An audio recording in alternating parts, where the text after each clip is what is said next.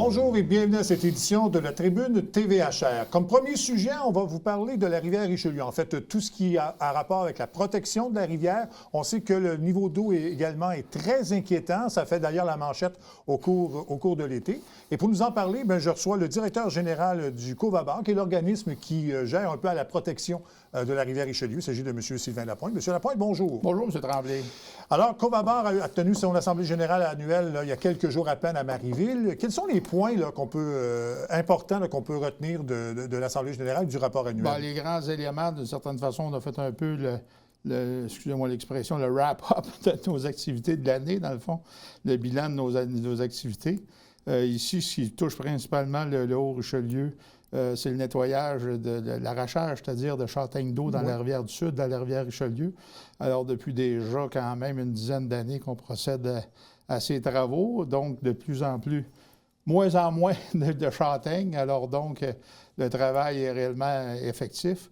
Aussi, on a tenu durant toute l'année aussi la surveillance du bassin de Chambly pour le Chevalier Cuivré. Alors, c'est les principaux éléments. Et de 25 chantiers aussi d'agro-environnement et de plantation d'arbres. D'ailleurs, en statistique, on a 8168 arbres qu'on a plantés durant cette saison. Alors, ça contribue pas à la protection de l'eau. Tout à fait. Vous avez mis en œuvre aussi, je pense, le plan Richelieu. Là. Vous mentionnez que c'était quand même une année importante pour la mise en œuvre du plan. Oui, le plan Richelieu, dans le fond, qui est le résultat des analyses de vulnérabilité des prises d'eau potable qui ont été faites. Alors, dans la foulée, justement, des analyses, on a associé l'ensemble des municipalités qui sont riveraines le long du Richelieu. Alors, les 10 usines de filtration d'eau se sont unies pour faire le plan de protection le plan Richelieu, qu'on a appelé. Alors, donc, c'est pour protéger la rivière, parce qu'il ne faut quand même pas oublier que la rivière est la source d'eau potable de près de 300 000 personnes en Montérégie. Alors, actuellement, on est en train d'arrimer l'ensemble des partenaires pour la mise en œuvre du plan. Bon, parler de l'eau potable, ça m'amène à une question. Je recevais un responsable de vigilance OGM récemment qui s'inquiétait un peu de la présence de pesticides dans l'eau potable de plusieurs municipalités. Là, on parlait de Saint-Jean-sur-Richelieu, Chambly, Farnham notamment. Est-ce que ça vous inquiète, la présence de pesticides? Bien, c'est sûr que c'est inquiétant parce que les pesticides ne sont quand même pas un élément, comment dire, naturel d'une certaine façon. Il en demeure pas moins que l'étude a été faite sur une comparaison avec les normes européennes qui sont beaucoup plus élevées qu'ici au Québec. Alors, à ce moment-là, peut-être faudra revoir les normes québécoises d'une certaine façon. Et il en demeure pas moins qu'il faudrait revoir aussi à la source, d'une certaine façon, les OGM, puisque c'est sûr que par l'ensemble des cours d'eau, il y a une partie des OGM qui, dans le fond, les pesticides, je veux dire, qui se retrouvent dans nos cours d'eau. Alors, c'est sûr que c'est préoccupant. Et plutôt que d'investir dans nos usines de filtration pour filtrer les pesticides, il faudrait justement voir comment on peut réduire à la source. En ce sens-là, les producteurs agricoles font déjà des efforts. Il faudrait voir aussi, il y a différentes autres mesures, justement, qui pourraient être la mise en place réellement de façon plus concrète de la protection des rives par les bandes riveraines, qui éventuellement serait un élément essentiel pour la protection, une protection supplémentaire. Ouais. Vous travaillez avec les municipalités. Est-ce que les municipalités vous ont fait part de ce problème-là? Bien, actuellement, les municipalités, d'une certaine façon, répondent aux normes québécoises au niveau des usines de filtration. Alors, c'est de voir, d'autant plus que dans l'étude, il y a quand même des résultats qui sont surprenants, comme Sutton, qui prennent le rôle, d'une certaine façon, d'un puits, alors que le long de la rivière, c'est sûr qu'il y a un cumulatif, si on veut, de tout ce qui est de cours d'eau, d'effluents qui viennent vers la rivière. Et alors, pourtant, les résultats sont semblables. Alors, il faudrait éventuellement pousser un petit peu plus, je pense, l'étude pour voir jusqu'où ça peut être réellement inquiétant. Oui. La nouvelle qui a fait la manchette au cours de l'été, et je pense qu'on va probablement en reparler parce que ça devient de plus en plus inquiétant, c'est le niveau de la rivière Richelieu. Bon, évidemment, là, on est en plein milieu de novembre. Je ne sais pas quelle est la situation, mais comment vous voyez ça, la situation? Est-ce qu'on doit parler justement, est-ce que l'inquiétude est vraiment palpable? Est-ce que ce sera un phénomène isolé ou on risque de voir ça de plus en plus? Je ne crois pas qu'on soit dans un phénomène isolé. Au contraire, c'est réellement, quelque part, le résultat des changements climatiques actuellement. Et c'est là aussi qu'il faudrait faire réellement la différence entre la climatologie et la météorologie, dans le sens qu'il y a encore des sceptiques qui disent qu'il n'y a pas de changement climatique. Je pense qu'on a juste à voir le type de pluie qu'on a. Si on recule le 20 ans, on avait plus souvent des pluies d'1 heure, 2 heures, 3 heures qui tombaient de façon, je dirais, bucolique. Oui, oui, oui. Alors qu'aujourd'hui, le même volume d'eau va arriver, dans le fond, en 15-20 minutes. Alors, ça crée, veut pas, une pression sur les réseaux, autant les réseaux pluviaux des municipalités que les réseaux également de fossés et d'effluents au niveau des terres agricoles. Alors, ça crée de l'érosion, etc. Alors, je pense que c'est sûr qu'il faudra éventuellement prendre en compte réellement cette réalité-là. Cet été, justement, on a vécu de la sécheresse, mais il va falloir éventuellement, je pense, trouver des moyens pour faire de la rétention d'eau sur nos terres, sur le territoire, pour faire en sorte qu'on puisse aussi subvenir au renflouement de la nappe phréatique. Parce que si la rivière est basse, c'est sûr que les nappes phréatiques ils sont affectés parce qu'il y a un effet, veut pas, de vase communicant. Ouais. Alors, je pense en ce sens-là, il faut réellement le prendre en considération et voir de quelle façon on pourra gérer notre eau d'une certaine façon. Gérer des conflits aussi d'usage, parce que quelque part, le milieu agricole, si on regarde dans le jardin de la Pierreville, je veux dire, puis même ici, tout près, Saint-Alexandre, qui ont dû acheter de l'eau durant l'année pour renflouer leur puits. Et en ce sens-là, Saint-Alexandre va faire un projet pilote, vont ramener des clôtures à neige le long de certaines routes pour créer justement un amoncellement de neige pour faciliter après ça, dans le fond, la rétention d'eau pour s'assurer. Alors, la neige qu'on reçoit actuellement en novembre risque d'être bénéfique, mais reste à voir à quel rythme elle fondra et à quel rythme aussi elle percolera d'une certaine façon jusqu'à la nappe phréatique. Bon, il y en a qui ont parlé que c'était du jamais vu. Vous avez toujours résidé dans la région, donc vous connaissez très bien la rivière Richelieu. Est-ce que c'était vraiment là, un niveau historique, ce qu'on a vu? Je pense qu'on a déjà eu des périodes de sécheresse importantes. Si on regarde historiquement pourquoi la région s'appelle les Mille-Roches, c'est parce qu'on voyait les Mille-Roches à une époque. Alors donc, c'est sûr qu'avec le temps, la création du barrage à Chambly a créé une rétention d'eau d'une certaine façon en amont, en aval, c'est-à-dire en amont, je me trompe toujours, en aval vers Saint-Jean. Alors avec le temps, il y a un niveau d'eau qui est là, mais il n'en reste pas moins que si on regarde sur les 40 dernières années, c'est quand même un niveau d'eau là, qui est assez bas d'une certaine façon et préoccupant. Oui. Enfin, ce qui est rassurant, ce que vous avez mentionné, c'est que là, les municipalités, en tout cas les acteurs, semblent prendre conscience de la situation et vont essayer de trouver une façon d'alimenter la rivière pour ne pas manquer d'eau, finalement, là, pour ne pas affecter nos nappes phréatiques. C'est ça, parce que ne veux pas, comme je disais, il y a les vases communicants, mais il n'en reste pas moins qu'au niveau des MRC, il faudra revoir notre façon aussi d'entretenir les cours d'eau et recréer de plus en plus de méthodes de rétention, soit des barrages ou des méthodes naturelles, ou même on a linéarisé nos cours d'eau dans les années 50-60. Alors, il faudra réamener, dans le fond, des méandres pour faire en sorte que l'eau puisse rester, parce que actuellement, l'eau tombe tout d'un coup, crée une pression sur le réseau, sur les fossés, etc. Alors, ça crée de l'érosion aussi, puis ça fait en sorte que ça amène de la sédimentation supplémentaire à la rivière. Augmente aussi les coûts de filtration, parce que plus l'eau est de mauvaise qualité dans la rivière, plus elle coûte cher également à filtrer. Alors, je pense que, comme on dit, tout est dans tout. Alors, donc, éventuellement, c'est réellement là que le COVABAR, comme organisme de concertation, éventuellement, a son rôle à jouer. D'ailleurs, on a recréé notre table de concertation qui va commencer ses travaux sous peu au mois de novembre. Donc, ça fait en sorte que l'ensemble des acteurs de l'eau du territoire sont là, puis on pourra éventuellement s'attaquer aux différentes problématiques qui vont toucher le territoire du bassin versant. Oui, c'est ça. Mais est-ce que vous penseriez un jour qu'on parlerait du niveau du Richelieu de cette façon-là? Ou... non, parce qu'on prend pour acquis au Québec que l'eau est en abondance, qu'elle est éternelle, mais d'une certaine façon, les changements climatiques nous obligent, veux pas, à revoir notre façon de gérer l'eau, nous obligent, veux pas, à revoir nos paradigmes éventuellement sur, quelque part, l'utilisation qu'on en fait, et le citoyen devrait être impliqué aussi, parce que plus on fera d'économies d'eau, bien moins elle coûte cher à filtrer, puis moins on est obligé d'augmenter la grosseur, dans le fond, de nos unités de filtration. Alors, c'est quand même, quelque part, un apport économique important. Et important de garder la qualité de l'eau de la rivière Richelieu, parce que une statistique que j'ai ressortie et qui peut paraître anodine pour certaines personnes, L'ensemble de notre territoire du bassin versant a une richesse foncière uniformisée de 233 milliards. Alors, 233 milliards sur l'ensemble du bassin versant, de la Colle à Sorel, de Brossard à Sorel par rapport à notre territoire.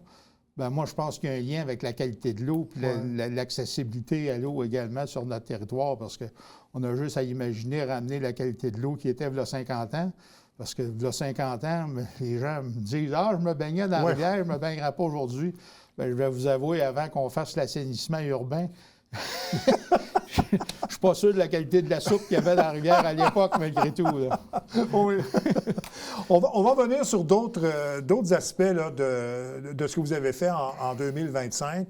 Je voudrais revenir sur le plan directeur de l'eau, parce que vous dites que c'est l'année du renouveau. En fait, vous avez ciblé 5 problématiques, je pense, là, au niveau de la rivière Richelieu. Oui, principalement la qualité de l'eau, l'accessibilité à l'eau, les espèces envahissantes également, qui sont, je dirais, les 3 principaux éléments là, qui ont fait ressortir d'une certaine façon. Et la nouvelle table de concertation va être là justement pour alimenter éventuellement les stratégies reliées au plan directeur de l'eau, au PDE, pour faire en sorte d'une certaine façon qu'on puisse créer des actions et trouver les financements pour justement régler les différents problèmes qu'on peut rencontrer. Oui. Est-ce que, ça fait combien d'années là, que vous êtes à la tête de Covava? Moi, ça va faire 5 ans là, actuellement, mais je suis un membre fondateur il y a 25 ans. Oui, voilà. Est-ce que vous avez senti une amélioration, une écoute de plus en plus? En fait, est-ce qu'on est plus conscientisé sur la conservation de la rivière Richelieu, qui est un joyau pour la Montérégie? Je dirais que c'est sûr qu'en 25 ans, on sent plus d'écoute. Les gens sont quand même plus sensibles à toute la question environnementale. Et je dirais qu'avec l'été qu'on vient de vivre, il y a une conscientisation réelle, je crois, reliée d'une certaine façon à la gestion de l'eau, à notre utilisation. Parce que moi, c'est la première fois que j'entends parler des gens qui s'inquiètent de la rivière. On la voit, on marche à côté à tous les jours. Ça peut être alarmiste, mais tant mieux. Mais c'est ça, mais ça crée comme une espèce de... Il y a une conscientisation, effectivement, qui est en train, je pense, de se consolider. Elle existe depuis 25 ans, mais il n'en reste pas moins que l'eau, on la prend pour acquise, on rouvre le robinet, il y a de l'eau, merci beaucoup. Mais d'une certaine façon, les gens ne sont pas nécessairement non plus conscients du coût de cette eau-là, d'une certaine façon. Parce que sur votre compte de taxe, vous avez une portion eau, dans le fond, qui peut être 125, 130, 150, 200 $. Mais au bout de la ligne, ce n'est pas réellement le coût de l'eau que vous consommez actuellement, parce qu'il y a tout l'endettement, il y a tout le coût du réseau d'entretien, etc., qui fait en sorte qu'il est décortiqué dans votre taxe foncière. Mais au bout de la ligne, si on mettrait un coût global à cette eau-là, les gens auraient réellement des surprises, d'une certaine façon, par rapport au coût réel de l'eau. Et par rapport aussi, comment je dirais, à l'usage qu'on a fait d'une certaine façon, parce qu'on en gaspille beaucoup parce qu'on pense qu'elle est abondante puis qu'elle est éternelle, l'eau, d'une certaine façon. Mais de plus en plus, il faudra prendre conscience, quelque part, de la réalité liée au changement climatique. En tout cas, si ça peut prendre cette conscience-là, justement, que les gens fassent attention à la consommation de l'eau, de tout ça, là, bien, ça va aider. Je pense qu'on est déjà tous gagnants, d'une certaine façon, parce que, veut pas, l'eau est à la base de la vie et l'homme fait partie de la biodiversité. Alors, comme j'aime à dire, protéger notre biodiversité, c'est protéger notre humanité, puis on peut le faire justement en protégeant notre eau. M. Lamoine, merci beaucoup. Merci. Et, en tout cas, on risque de se revoir au moins l'année prochaine pour un autre bilan, mais d'ici là, s'il y a des nouvelles dans l'actualité qui nous amènent à vous parler, bien, ça nous fera plaisir de vous accueillir. Bien, ça nous fera plaisir de revenir, M. Tremblay. Le plaisir est pour moi. Au plaisir. On revient après la pause.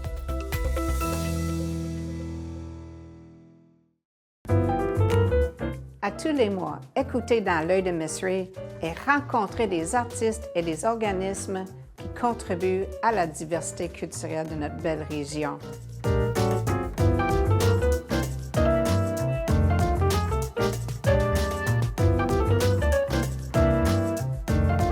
Ensemble, nous gardons l'art vivant. À tous les lundis, 18h30, sur les ondes de TVHR.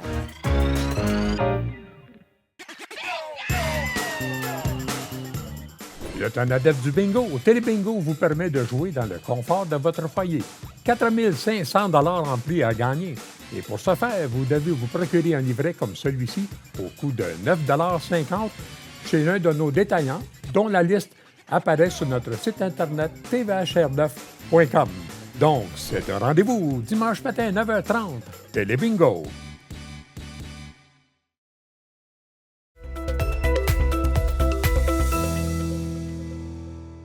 Il y a quelques jours, on lançait un programme d'accompagnement pour les gens de 50 ans et plus à la recherche d'un emploi. C'est le quartier de l'emploi, en fait, qui chapeaute ce programme-là. Et pour nous en parler, on a Mme Claudia Bédard, qui est directrice adjointe du quartier de l'emploi, Mme Gabrielle Lehoux, qui est conseillère en emploi. Mesdames, bonjour. Bonjour. Donc, parlez-nous un peu de ce programme, là, donc, qui est spécifique là, pour les 50 ans et plus. Parfait. Bien, je peux débuter avec plus l'historique, si on veut, puis ma collègue va pouvoir poursuivre avec plus le contenu. Alors, le programme est existant depuis plus de 10 ans, là, ici à Saint-Jean-sur-Richelieu. Le programme s'adresse vraiment aux travailleurs expérimentés. On le sait avec la main-d'œuvre, la pénurie de main-d'œuvre, on s'est questionné à savoir vers quelles personnes on pourrait aider, accompagner pour vraiment intégrer un emploi. Puis on a vu que les travailleurs expérimentés avaient des avantages à offrir encore sur le marché du travail. Donc, voilà. Oui, j'en suis une preuve. Donc, dans le fond, ce qu'on offre à Cible Emploi, c'est un programme de 20 semaines séparé en différentes sections. Donc, on commence toujours avec une bonne connaissance de soi, connaître nos valeurs professionnelles, connaître nos caractéristiques, nos aptitudes professionnelles aussi également. Peut-être voir un petit peu, connaître peut-être nos intérêts de travail aussi, qui peuvent ensuite nous donner des idées aussi par la suite. Et par la suite, on rentre vraiment dans une session d'exploration, où on va utiliser le site Internet qui s'appelle Repère du Québec, qui va permettre aux participants, aux participantes d'aller voir différentes monographies d'emploi pour peut-être leur donner des idées, des inspirations de métiers qu'ils aimeraient peut-être exercer. Ils ont aussi l'opportunité de peut-être faire des entrevues d'exploration avec des gens du métier, donc des professionnels, de leur poser des questions pour valider justement ce choix-là. Par la suite, souvent, ils ont certaines idées en tête. Donc, on va vraiment rentrer dans les outils de recherche d'emploi, donc les CV, les différents types de lettres, les entrevues. Ils vont pouvoir également travailler, faire une simulation d'entrevue aussi pour les pratiquer. L'entrevue, c'est quelque chose qui peut être très stressant souvent, bien évidemment. Donc, c'est une partie intégrale. Donc, on se concentre beaucoup là-dessus. Et par la suite, on rentre aussi dans un support à la recherche d'emploi. C'est sûr que ça peut être un retour en emploi. Ça peut être aussi faire un stage qui nous aide aussi à clarifier un choix professionnel, ou un retour aux études, perfectionnement, ou peut-être même un lancement d'entreprise si la décision est là et tout ça. Ouais. Bon, vous dites que ça fait 10 ans que ce programme-là existe, mais j'imagine qu'avec la pénurie de main-d'œuvre, ce programme-là doit être de plus en plus populaire auprès de ce genre de travailleurs-là. Là. Oui, absolument. Puis on voit l'avantage aussi, puis les gens s'en parlent. On va à l'épicerie maintenant, on a nos travailleurs expérimentés qui sont là, dans différents secteurs aussi. Donc oui, c'est vraiment une pause, si on veut, dans la vie professionnelle de quelqu'un, de dire, bien, là, je prends le temps pendant X semaines pour vraiment bien réfléchir. C'est une formule de groupe également. Donc, ça permet vraiment de se projeter dans un nouvel emploi. Puis aussi, il y a différents phénomènes qui arrivent. Des fois, c'est les peurs, les craintes. Est-ce que je vais être en mesure de me trouver un emploi à temps partiel ou selon ses besoins? Mais le fait qu'on est en groupe, que les gens peuvent voir, puis faire aussi une visite des compétences développées tout au long de son parcours professionnel. Des fois, c'est incroyable. On a une expérience unique dans un emploi de tant d'années, mais sauf que toutes les compétences développées peuvent être transférées vers d'autres domaines.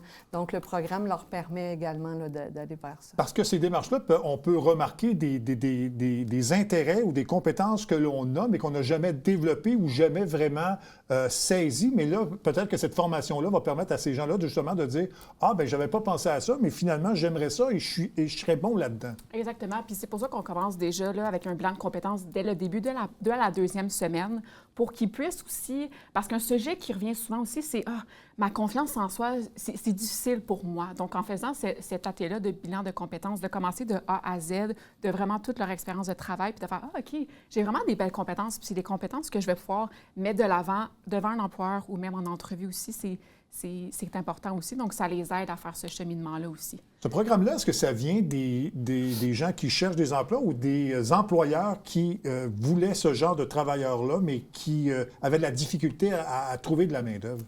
C'est sûr que nous, notre partenaire principal est Service Québec. Donc, on vient d'un besoin du milieu qui était, besoin de main-d'œuvre. Autant les entreprises le nommaient que nous, on avait des gens qui étaient expérimentés, qui démontraient l'intérêt aussi. Fait que conjointement, le projet s'est monté. Il y a eu une étude qui a été faite. Puis par la suite, bien, le programme a été vraiment monté pour aider les travailleurs expérimentés. Fait que c'est une volonté de les employeurs parce que c'est sûr qu'il y avait un besoin à ce niveau-là. Ouais. Puis les travailleurs aussi parce que de plus en plus, on le sait, on est en forme. Moi, j'ai 50 ans. On se projette pendant plusieurs années aussi. Donc, il y avait un potentiel à ce niveau-là au niveau des chercheurs d'emploi et chercheuses d'emploi. Est-ce que les gens qui font partie de ce programme-là, c'est des gens qui ont perdu leur emploi ou qui veulent se réorienter ou un peu des deux?